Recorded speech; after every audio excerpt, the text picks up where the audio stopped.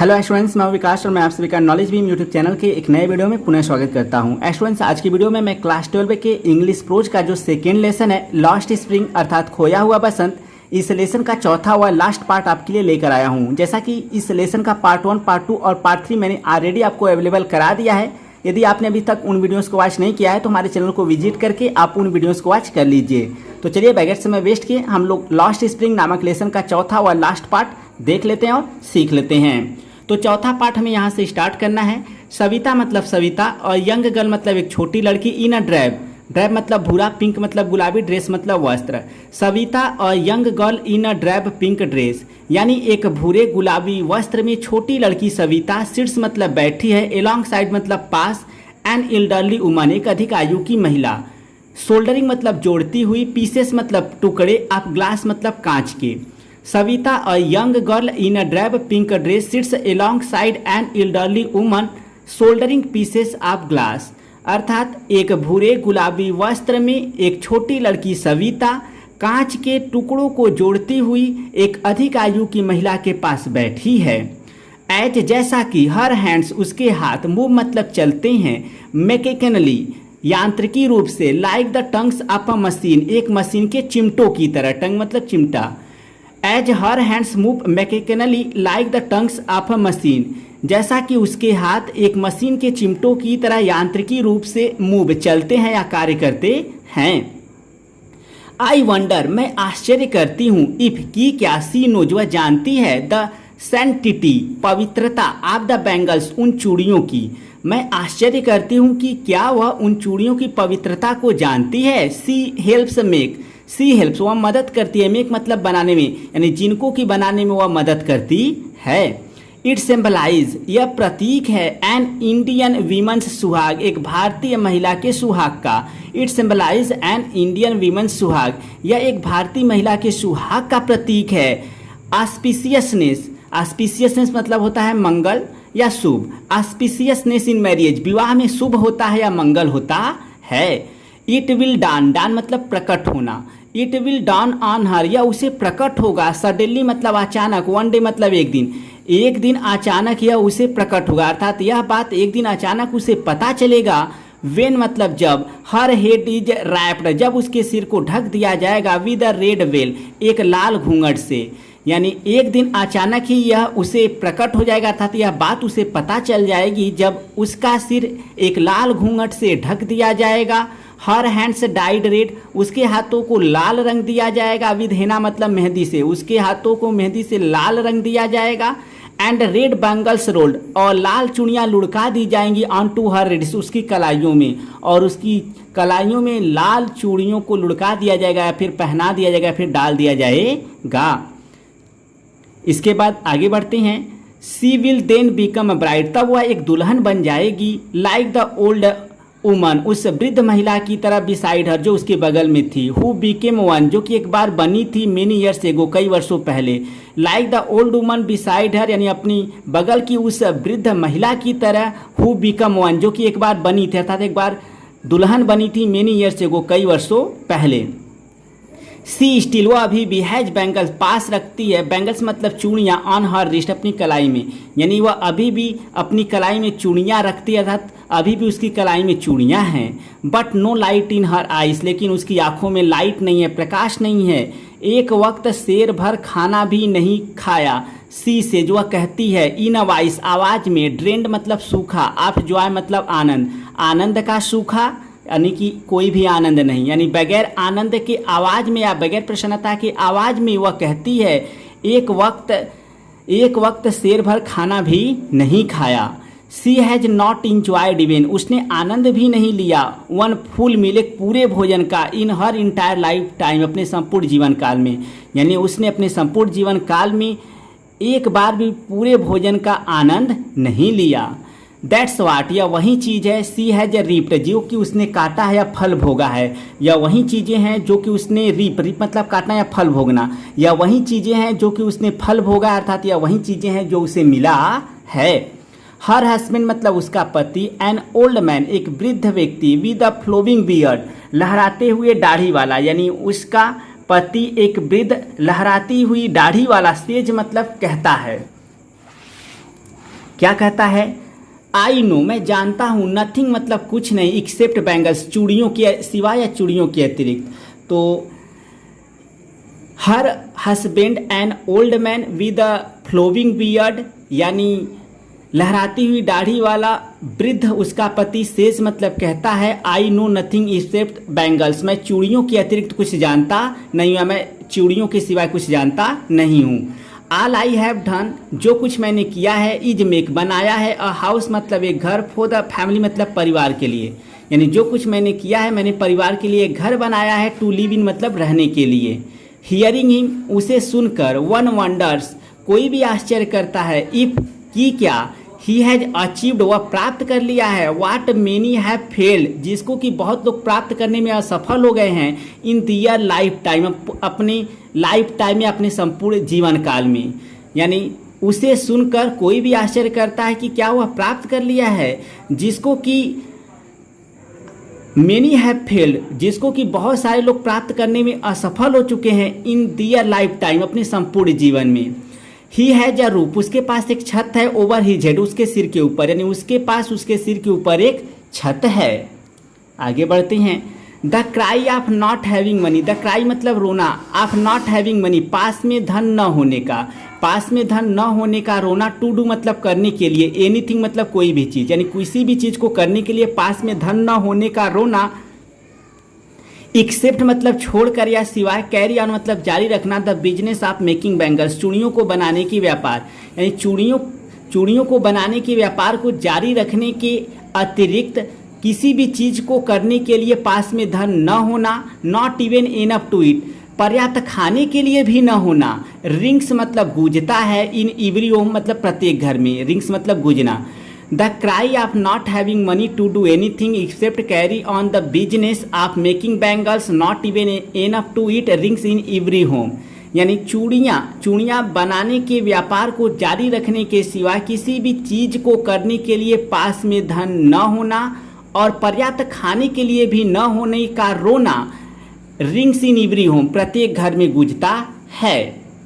The young man युवा व्यक्ति, eco प्रतिध्वनित करते हैं, द लैमेंट विलाप या दुख ऑफ दियर एल्डर्स अपने बड़ों का, यानी युवा व्यक्ति अपने से बड़ों व्यक्तियों का या अपने से बड़ों का लैमेंट विलाप का इको प्रतिध्वनित करते हैं। The young man echo the lament of their elders, यानी युवा व्यक्ति अपने से बड़े लोगों के विलाप का प्रतिध्वनित करते हैं या अपने से बड़े लोगों के दुख को प्रतिध्वनित करते हैं, इको मतलब प्रतिध्वनित करना। इसके बाद लिटल हैज मूव्ड न के बराबर बदला है, विद टाइम मतलब समय के साथ न के बराबर बदला है, इट सिम्स ऐसा प्रतीत होता है, इन फिरोजाबाद मतलब फिरोजाबाद में, लिटल मतलब न के बराबर, यानी फिरोजाबाद में ऐसा प्रतीत होता है कि समय के साथ न के बराबर बदलाव हुआ, अर्थात कोई भी परिवर्तन नहीं हुआ है।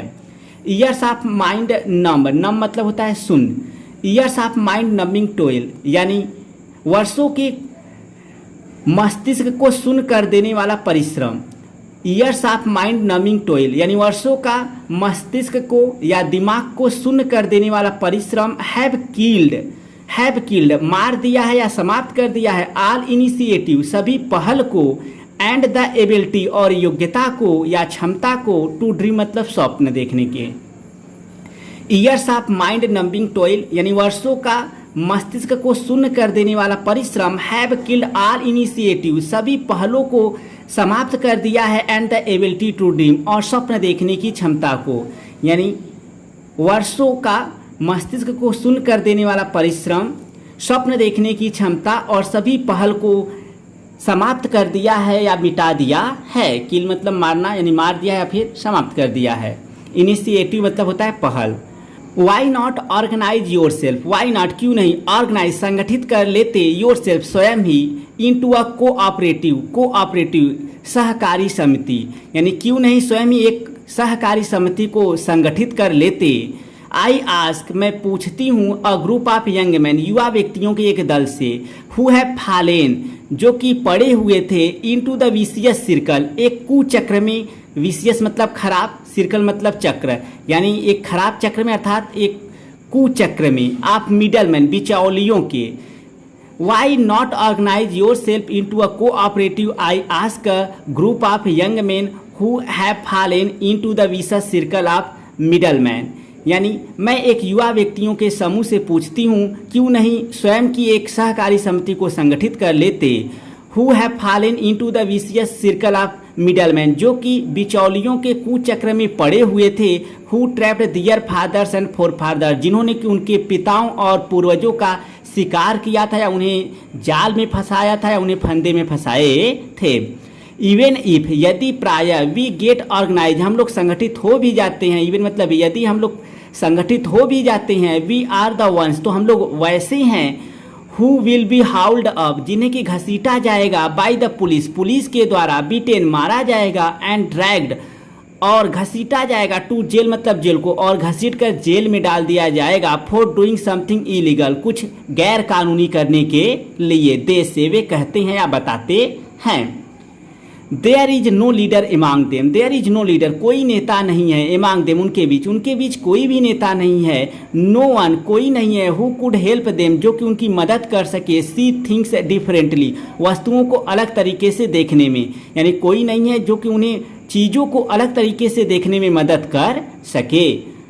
दियर फादर्स आर एज टायर्ड, उनके पिता उतने ही थके हैं एज दे आर, जितना कि वे, यानी उनके पिता उतने ही थके हैं जितना कि वे। दे टॉक, वे बात करते हैं। इंडलेसली, निरंतर। इन स्पायरल, तो स्पायरल मतलब होता है घुमावदार या कुंडली। दे टॉक इंडलेसली इन स्पायरल, यानी वे निरंतर एक घुमावदार बातें करते हैं। दैट मूव्स, जो कि जाता है या चलता है। फ्रॉम पॉवर्टी, निर्धनता से। टू अपैथी, उदासीनता की ओर। टू ग्रीड, उदासीनता से लालच की ओर। एंड टू इनजस्टिस, और लालच से अन्याय की ओर। दे टॉक इंडलेसली इन स्पायरल, यानी वे निरंतर घुमावदार बातें करते हैं या निरंतर एक घुमावदार बातें करते हैं या एक कुंडली वाली बातें करते हैं। That move from poverty to apathy to greed and to injustice, जो कि निर्धनता से उदासीनता को, उदासीनता से लालच को, और लालच से अन्याय को जाता है। लिसनिंग टू देम, उनको सुनते हुए या उनको सुनकर। आई सी, मैं देखती हूँ। टू डिस्टिंक्ट्स, दो भिन्न। वर्ल्ड मतलब दुनिया, यानी उनको सुनकर मैं दो भिन्न या अलग दुनिया देखती हूँ। वन ऑफ द फैमिली, एक परिवार की दुनिया देखती हूँ। काट इन अ वेब ऑफ पॉवर्टी, जो कि निर्धनता के जाल में काट फंसा हुआ है। लिसनिंग टू देम, उनको सुनकर या सुनते हुए। आई सी टू डिस्टिंक्ट वर्ल्ड, मैं दो भिन्न दुनिया को देखती हूँ या दो अलग दुनिया को देखती हूँ। वन ऑफ द फैमिली, एक परिवार की दुनिया को देखती हूँ। काट इन अ वेब ऑफ पॉवर्टी, जो कि निर्धनता के जाल में, वेब जाल, जो कि निर्धनता के जाल में फंसा हुआ है। बर्डेन्ड, बोझ से दबा हुआ है। By the sigma of caste, जाति के कलंक, जाति के कलंक से, बोझ से दबा हुआ है। इन विच दे आर बर्न, जिसमें कि वे जन्म लेते हैं। द अदर, दूसरी दुनिया। अविशियस सर्कल, एक कुचक्र है। आप द साहूकार, साहूकारों का। द मिडलमैन, बिचौलियों का। द पुलिसमैन, पुलिस व्यक्तियों का। द कीपर्स ऑफ लॉ, कानून के रखवालों का। द ब्यूरोक्रेट्स, अर्थात नौकरशाहों का। एंड द पॉलिटिशियंस, और राजनीतिज्ञ लोगों का। The other vicious circle of the sahukars, the middleman, the policeman, the keepers of law, the bureaucrats and the politicians, यानी दूसरी दुनिया, साहूकार, बिचौलिए, पुलिस व्यक्ति, कानून की रखवाली करने वाले, नौकरशाहों और राजनीतिज्ञों का एक कुचक्र है। अविशियस सर्कल एक कुचक्र है। टुगेदर मतलब एक साथ। दे हैव इम्पोज, वे लाद दिए हैं। द बैगेज मतलब उस भार को या उस बोझ को। ऑन द चाइल्ड मतलब उस बालक पर, यानी एक साथ वे उस भार को उस लड़के पे लाद दिए हैं। दैट मतलब जिसको कि he can not put down, जिसको कि वह नीचे रख नहीं सकता या उतार नहीं सकता। टुगेदर दे हैव इम्पोज, एक साथ वे लाद दिए हैं। द बैगेज मतलब उस वजन को या उस भार को। ऑन द चाइल्ड, उस लड़के पर। That he can not put down, जिसे कि वह नीचे नहीं उतार सकता। Before he is aware, before he is aware, aware मतलब जागरूक या सचेत, यानी जागरूक वह जागरूक हो बिफोर, उससे पहले ही एक्सेप्ट इट, वह इसे स्वीकार कर लेता है एज नेचुरली, उतनी स्वाभाविक रूप से एज हिज फादर, जितना कि उसके पिता। यानी वह सावधान या जागरूक या सचेत हो उससे पहले वह इसे अपने पिता के रूप में स्वाभाविक रूप से, अपने पिता की तरह स्वाभाविक रूप से स्वीकार कर लेता है। यानी वो अपने पिता की तरह भी इसे स्वाभाविक रूप से स्वीकार कर लेता है। टू डू एनीथिंग इल्स मतलब अन्य कुछ करने के लिए। वुड मीन टू डेयर मतलब चुनौती देना या साहस करना। यानी अन्य कुछ करने का मीन मतलब है टू डेयर, चुनौती देना।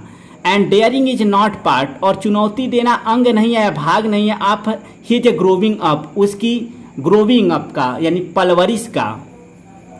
And daring is not part of his growing up, और चुनौती देना उसके परवरिश का भाग नहीं है, अंग नहीं है या भाग नहीं है।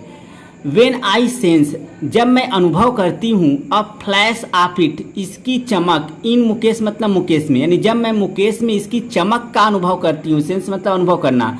आई एम चीयर्ड, मैं प्रसन्नचित हो जाती हूँ या मैं आनंदित हो जाती हूँ। I want to be a motor mechanic, मैं एक मोटर मैकेनिक बनूंगा या बनना चाहता हूँ। I want to be a motor mechanic, he repeats, वह दोहराता है मैं एक मोटर मैकेनिक बनना चाहता हूँ। He will go to a garage, वह एक गैरेज को जाएगा एंड लर्न और सीखेगा। But the garage is a long way, लेकिन गैरेज लंबे मार्ग पर है, फ्रॉम हिज होम, उसके घर से, लेकिन गैरेज उसके घर से दूर है, बहुत लंबा मार्ग है, अर्थात गैरेज उसके घर से बहुत दूर है। आई विल वॉक, मैं चलूँगा अर्थात मैं पैदल जाऊँगा, ही इंसिस्ट, वह जोर देता है।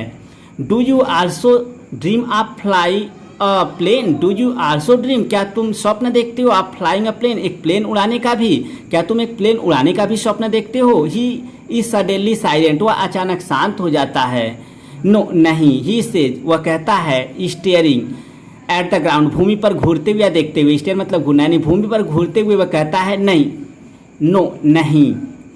इन हिज स्मॉल मरमर, मरमर मतलब बुदबुदाना या बड़बड़ाना, अपनी छोटी बुदबुदी में, देयर इज एन इम्ब्रासमेंट, यानी इन हिज स्मॉल मरमर, उसकी छोटी बुदबुदी में, देयर इज एन इम्ब्रासमेंट, एक शर्मिंदापन है या शर्मिंदगी है। तो देखिए इम्ब्रासमेंट मतलब शर्मिंदगी। In his small murmur there is an embarrassment, यानी उसकी छोटी सी बुदबुदी में एक शर्मिंदगी है। That has not a turn, जो कि अभी बदली नहीं है, इन टू रिग्रेट, पश्चाताप में, यानी उसकी छोटी सी बुदबुदी में एक शर्मिंदगी है जो कि अभी पश्चाताप में टर्न बदली नहीं है। ही इज कंटेंट, वह संतुष्ट है, टू ड्रीम ऑफ कार, कारों के स्वप्नों को देखकर, यानी वह कारों के स्वप्नों को देखकर संतुष्ट है। दैट ही सी, जिनको कि ही सी, वह देखता है, हर्टलिंग, जो यानी जोर देकर फेंकना या जोर से आवाज़ देना, या तो ही इज कंटेंट, वह संतुष्ट है, टू ड्रीम ऑफ कार, कारों के स्वप्नों को देखकर। दैट मतलब जिनको कि ही सीज हर्टलिंग, जिसको कि वह आवाज़ करते हुए तेजी से भागते हुए देखता है। डाउन द स्ट्रीट मतलब गलियों पर या सड़कों पर, ऑफ हिज टाउन अपने नगर के। तो हर्टल मतलब होता है तेजी से भागना या आपका आवाज़ करते हुए तेजी से दौड़ना। तो he is content to dream of cars that he sees hurtling down the street of his town, यानी वह कार के स्वप्न को देखकर संतुष्ट है जिसे कि वह अपने कस्बे के गलियों में तेजी से आवाज़ करते हुए भागते हुए देखता है। फ्यू एरोप्लेन्स, यानी न के बराबर एरोप्लेन या हवाई जहाज, फ्लाई मतलब उड़ते हैं ओवर फिरोजाबाद के ऊपर, और न के बराबर वायुयान फिरोजाबाद के ऊपर उड़ते हैं, अर्थात फिरोजाबाद में एरोप्लेन या हवाई जहाज उड़ते नहीं हैं। तो स्टूडेंट्स, यह था आपका लास्ट स्प्रिंग नामक लेसन का चौथा व लास्ट पार्ट। आई होप मैंने आपको काफ़ी अच्छे से पढ़ना सिखा दिया होगा। फिर भी अगर कोई प्रॉब्लम है तो मुझे कमेंट सेक्शन में ज़रूर बताएं। तो मिलते हैं नेक्स्ट वीडियो में, तब तक के लिए thank you so much for watching this video.